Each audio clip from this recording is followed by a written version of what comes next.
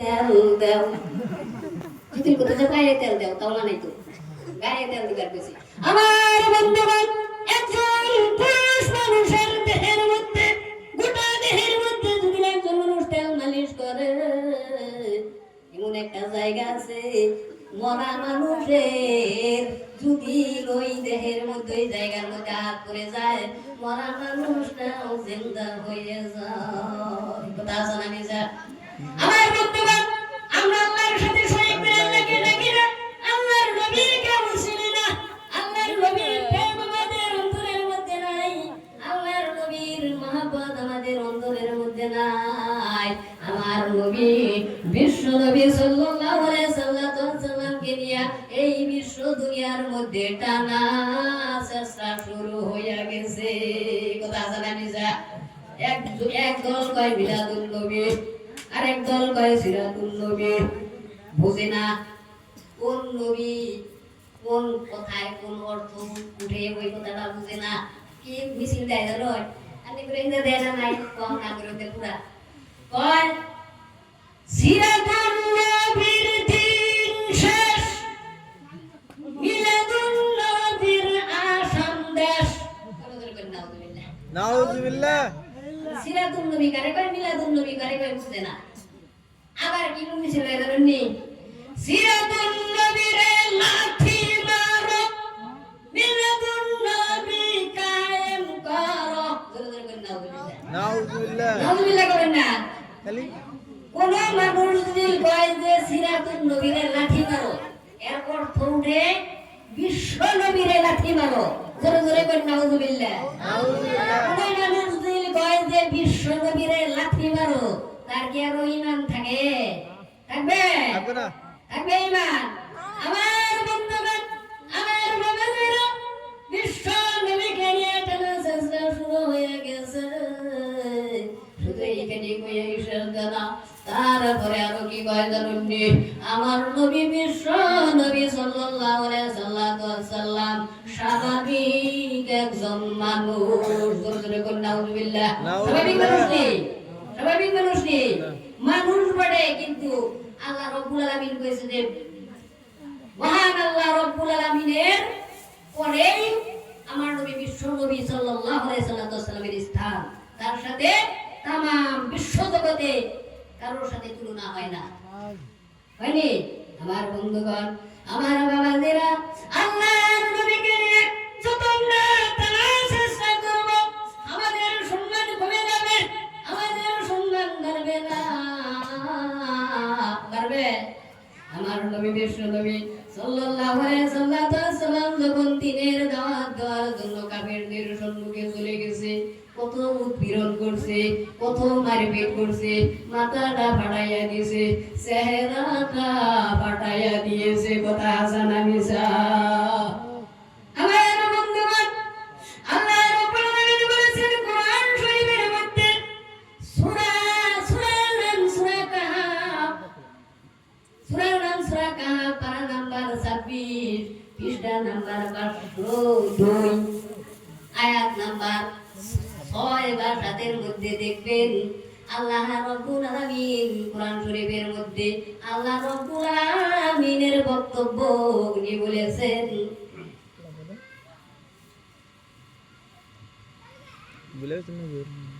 وَإِذَا تُتْلَى عَلَيْهِمْ آيَاتُنَا بَيِّنَاتٍ قَالَ الَّذِينَ كَفَرُوا لِلْحَقِّ لَمَّا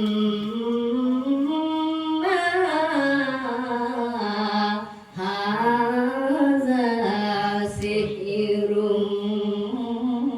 مُبِينٌ জোরে জোরে কর মারহাবা মারহাবা আল্লাহ রাব্বুল আলামিন নবী বলছেন বড় যখন কাফেরদের সামনে আল্লাহ রাব্বুল আলামিনের আয়াত সমূহ পাঠ করা হতো যখন পাঠ করা হতো তখন তারা তাদের সম্মুখে যখন সত্য আগমন করত সত্য আসার পরে তখন তারা বলতো এটা তো একটা পুরাতন মিথ্যা।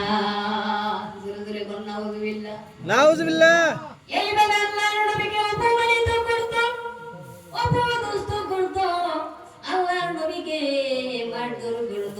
আমার বন্ধুগণ, আমার বাবাজিরা, যেই নবীকে সৃষ্টি না করলে এই দুনিয়ায় আসমান জমিন হতো না, পাহাড় পর্বত হতো না, মানুষ দানব জিন ইনসান কোন বস্তুই আল্লাহ রাব্বুল আলামিন সৃষ্টি করতো না। সৃষ্টি করতো নি? করতো? কোনো কিছু সৃষ্টি করতো না। আর ওই নবীকে মক্কাবাসী তাইফ শহরের কাফিররা এত উত্তেজনা, এত মারপিট করেছিল। আরে আমার নবী বিশ্ব নবী সাল্লাল্লাহু আলাইহি সাল্লাম যখন তাইফের জমিনের মধ্যে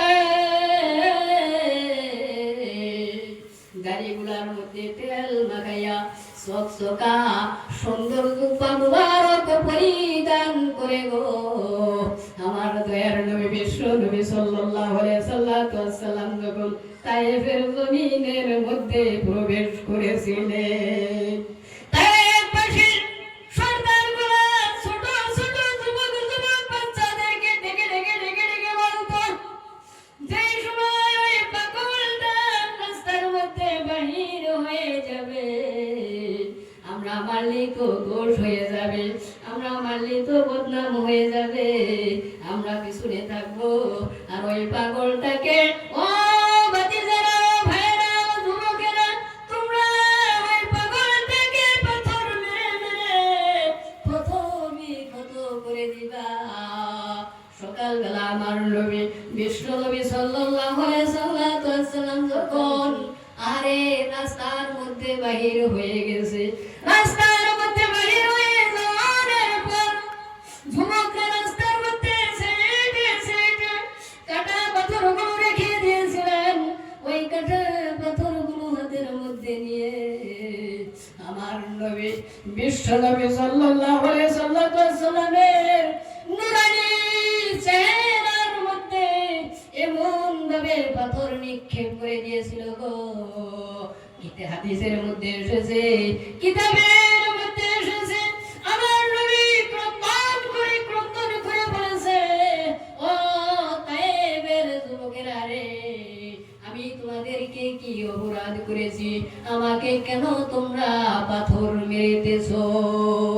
কত দূর পর্যন্ত পাথর মেরেছিল জানেন না? আমার বাবাজিরা, হাদিসের মধ্যে এসেছে 3 মাইল পর্যন্ত পাথর মেরেই চলেছে। আমার নবী বিশ্ব নবী সাল্লাল্লাহু আলাইহি সাল্লাম একটি খেজুর গাছের বাগানের দেওয়ালের সাথে আমার নবী মুহাম্মদুর রাসূলুল্লাহ সাল্লাল্লাহু আলাইহি সাল্লাম আর দাঁড়াইয়া থাকতে পারে নাই। আমার নবী মুহাম্মদুর রাসূলুল্লাহ ওই দেওয়ালের সাথে এরকম করে হেলান দিয়া বসে পড়েছে। আমার বাবাজিরা, গভীর মনোযোগ, এক ফোঁটা চোখের পানি যদি এই গভীর রজনীতে বাহির করতে পারেন, আল্লাহ রাব্বুল আলামিন বলছে, নবীর মায়ায় যাদের তা ভুলে যাবে গো, আল্লাহ রাব্বুল আলামিন কঠিন কিয়ামতের দিন নাজাতের উসুলা করে জান্নাতের ফয়সালা করে দিবে। আমার বন্ধুগণ, আমার নবী বিশ্ব নবী সাল্লাল্লাহু আলাইহি সাল্লামের সাথে ছিল যায়েদ রাদিয়াল্লাহু তাআলা আনহু নামে একজন সাহাবা। যায়েদকে ডেকে ডেকে বলতেছে, যায়েদ রে, আমার শরীরটা দুর্বল হয়ে গেছে, আমি দাঁড়াইতে পারি না। আমাকে এক গ্লাস পানি পান করাইতে পারিস না? আমরা তো আসামের মানুষ, বন্ধুরা আমার, ভাইরা আমার, আমরা যদি চা যদি ইউপি যান, উত্তর প্রদেশ যান, ওই দেশের মানুষে কি করবো জানেন? চা পিয়েঙ্গে শোনাও, হাবিবজি চা পিয়েঙ্গে। আর আমরা কি কই? চা খাইছি। ভাষাটা কি শুদ্ধ হয়েছে? চা কি কোনোদিন খায় মানুষে? পানি মানুষে খায় না পান করে? তো ভাষাটা